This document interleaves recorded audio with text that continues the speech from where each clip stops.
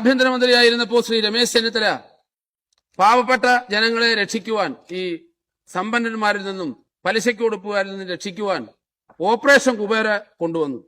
Sir, ഒരു പതിറ്റാണ്ടിന് ശേഷം അദ്ദേഹം തന്നെ വേണ്ടി വന്നു ഓപ്പറേഷൻ തൂഫാനിലൂടെ ലഹരിയിൽ നിന്നും ഒരു തലമുറയെ രക്ഷിക്കാൻ. സാർ, നെല്ല് പത്തായത്തിലുണ്ടെങ്കിൽ എലി പത്തനാപുരത്ത് നിന്ന് വരും എന്നൊരു ചൊല്ലുണ്ട്.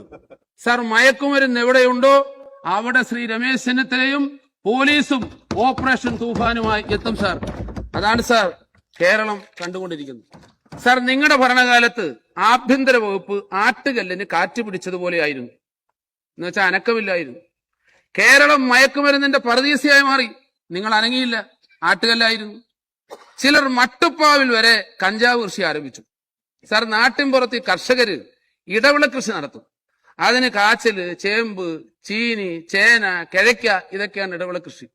സാർ, ഇപ്പോൾ കഞ്ചാവ് കൂടി ഇടവിള കൃഷിയായിട്ട് സ്വാതന്ത്ര്യത്തോടുകൂടി കേരളത്തിൽ കൃഷി ചെയ്യുന്ന അവസ്ഥയുണ്ടായി. സാർ, പണ്ട് ആഭ്യന്തരമന്ത്രിയായിരുന്നപ്പോൾ ശ്രീ രമേശ് ചെന്നിത്തല പാവപ്പെട്ട ജനങ്ങളെ രക്ഷിക്കുവാൻ, ഈ സമ്പന്നന്മാരിൽ നിന്നും പലിശയ്ക്ക് കൊടുപ്പുകാരിൽ നിന്നും രക്ഷിക്കുവാൻ ഓപ്പറേഷൻ കുബേര കൊണ്ടുവന്നു. സാർ, ഒരു പതിറ്റാണ്ടിന് ശേഷം അദ്ദേഹം തന്നെ വേണ്ടി വന്നു ഓപ്പറേഷൻ തൂഫാനിലൂടെ ലഹരിയിൽ നിന്നും ഒരു തലമുറയെ രക്ഷിക്കാൻ. സാർ, ജീരക മിഠായി കിട്ടുന്നതിനേക്കാൾ സുലഭമായി നാട്ടിൽ കുട്ടികൾക്ക് ലഹരി മിഠായി കിട്ടി തുടങ്ങി. അപ്പോഴും നിങ്ങൾ ആട്ടുകല്ലായിരുന്നു. സാർ, അനക്കമില്ലായിരുന്നു. സാർ, നെല്ല് പത്തായത്തിലുണ്ടെങ്കിൽ എലി പത്തനാപുരത്ത് നിന്ന് വരും എന്നൊരു ചൊല്ലുണ്ട്. സാർ, മയക്കുമരുന്ന് എവിടെയുണ്ടോ അവിടെ ശ്രീ രമേശ് ചെന്നിത്തലയും പോലീസും ഓപ്പറേഷൻ തൂഫാനുമായി എത്തും. സാർ, അതാണ് സാർ കേരളം കണ്ടുകൊണ്ടിരിക്കുന്നത്. സാർ, പ്രളയം വന്നപ്പോഴും കോവിഡ് വന്നപ്പോഴും ഞങ്ങൾ രാഷ്ട്രീയം മറന്ന് നിങ്ങളോട് സഹകരിച്ചു. പക്ഷെ നിങ്ങൾ എന്താണ് പ്രചരിപ്പിച്ചത്? നിങ്ങൾ ഉള്ളത് കൊണ്ടാണ് കേരളം നിലനിൽക്കുന്നതെന്ന്. സാർ, അങ്ങനെയല്ല. നിങ്ങൾ ഉള്ളത് കൊണ്ടാണ് ഈ ലോകം തന്നെ, ഈ അണ്ടകടാഹം തന്നെ നിലനിൽക്കുന്നത്. പക്ഷെ അത് ആര് പറയും? അത് നിങ്ങൾ തന്നെ പറയേണ്ടി വരും. സാർ, ഇതുവരെ സ്വർണം കെട്ടവരാരപ്പ എന്ന് ചോദിച്ചാൽ മതിയായിരുന്നു. സാർ, ഇപ്പോ വെള്ളി കെട്ടവരാരാ രാമ എന്നുകൂടി ചോദിക്കണം. സാർ, അയോധ്യയിൽ രാമക്ഷേത്രത്തിന്റെ ഉദ്ഘാടന ചടങ്ങിന് സ്വർണ്ണക്കട അസോസിയേഷൻകാർ കൊടുത്ത 60 കിലോ വെള്ളി കെട്ടു. സാർ, 200 കോടി രൂപ അതിന്റെ കട്ടുകൊണ്ടുപോയി. സാർ, ആര്? BJP-ക്കാർ. സാർ, ഞങ്ങൾക്ക് രാമൻ മര്യാദാ പുരുഷനാണ്. അദ്ദേഹം വിശ്വാസത്തിന്റെ ഭാഗമായി ഞങ്ങൾ ദൈവമായി കാണുന്നു.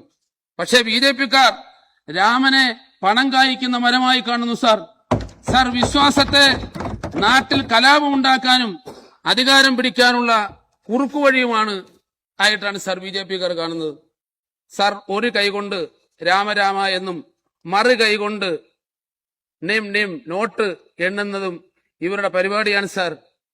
സാർ, കാണിക്ക് എണ്ണിയവന്റെ വീട്ടിൽ നിന്ന് മാത്രം 20 ലക്ഷം കണ്ടെത്തി. സാർ, ഒരു കാര്യം തറപ്പിച്ചു പറയാം, നിങ്ങളുടെ തകർച്ചയും രാമന്റെ ശാപത്തിലൂടെ ആയിരിക്കും.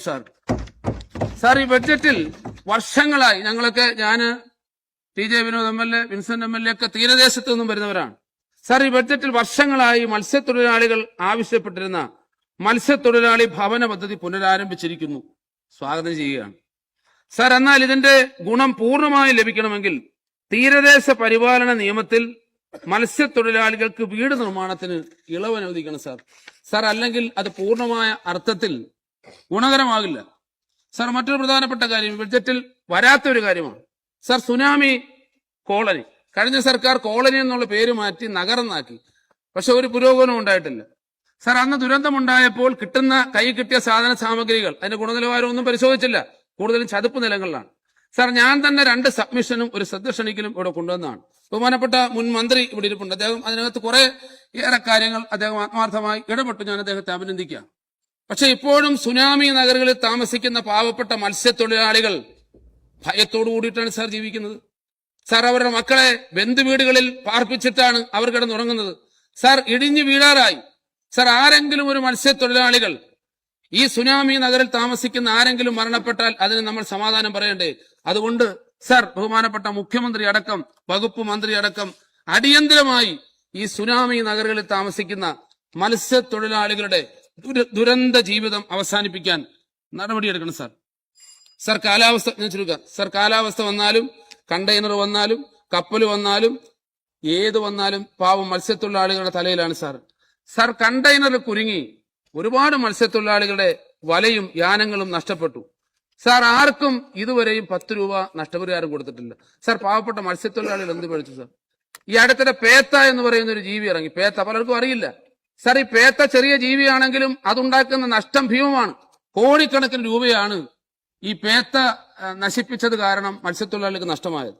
സാർ, മത്സ്യഫെഡ് വഴിയുള്ള മണ്ണെണ്ണ മത്സ്യത്തൊഴിലാളികൾക്ക് ലഭിക്കുന്നതിന് ആലപ്പാട് അഴീക്കൽ ഹാർബറിൽ മണ്ണെണ്ണ പമ്പ് ആരംഭിക്കണം എന്ന് ഞാൻ ആവശ്യപ്പെടുകയാണ്. സാർ, മത്സ്യബന്ധനത്തിൽ നേരത്തെ വിൻസെന്റ് എംഎൽഎ സൂചിപ്പിച്ചു, അറ്റാക്ക്, സ്ട്രോക്ക് വന്ന് മരണപ്പെടുന്നവരുടെ ആശ്രിതർക്ക് മതിയായ ധനസഹായം കൊടുക്കണം സാർ. സാർ, ഹാർബറുകളിലെങ്കിലും അത്യാധുനിക സൗകര്യമുള്ള ആംബുലൻസ് സേവനം ഉറപ്പുവരുത്തണം സാർ. ഒരു കാര്യം കൂടി പറഞ്ഞ് ഞാൻ അവസാനിപ്പിക്കാം. തീരസംരക്ഷണം ഏതാണ്ട് 5 വർഷമായി ഞാൻ നിരന്തരം ആവശ്യപ്പെടുന്നതാണ്. 10 ഹോട്ട്സ്പോട്ടുകളെ തിരഞ്ഞെടുത്തപ്പോൾ അതിലൊരെണ്ണം ആലപ്പാട് ഹോട്ട്സ്പോട്ട് ആയിരുന്നു. വളരെ സന്തോഷം. ഞങ്ങൾ എല്ലാവരും കൂടി ശ്രമിച്ചതിന്റെ സാങ്കേതികമായ കുരുക്കുകളെല്ലാം അഴിച്ച് കഴിഞ്ഞ മന്ത്രിസഭയുടെ മേശപ്പുറത്തായിരുന്നു സാർ. ഒരുപാട് കാലം അത് അവിടെ ഉറങ്ങുകയായിരുന്നു. അവസാന മന്ത്രിസഭാ യോഗത്തിൽ ADBയിൽ നിന്നും വായ്പ എടുക്കാൻ തീരുമാനിച്ചു. എന്തായാലും ഈ സർക്കാർ വന്നതിന് ശേഷം തുക വർദ്ധിപ്പിച്ച് 500 കോടിയിൽ പരം രൂപയാക്കി. സാർ, ആ വേഗത്തിൽ ആ പദ്ധതിയുടെ പൂർത്തീകരണത്തിന് വേണ്ടി ഇടപെടണം എന്നാവശ്യപ്പെടുകയാണ്.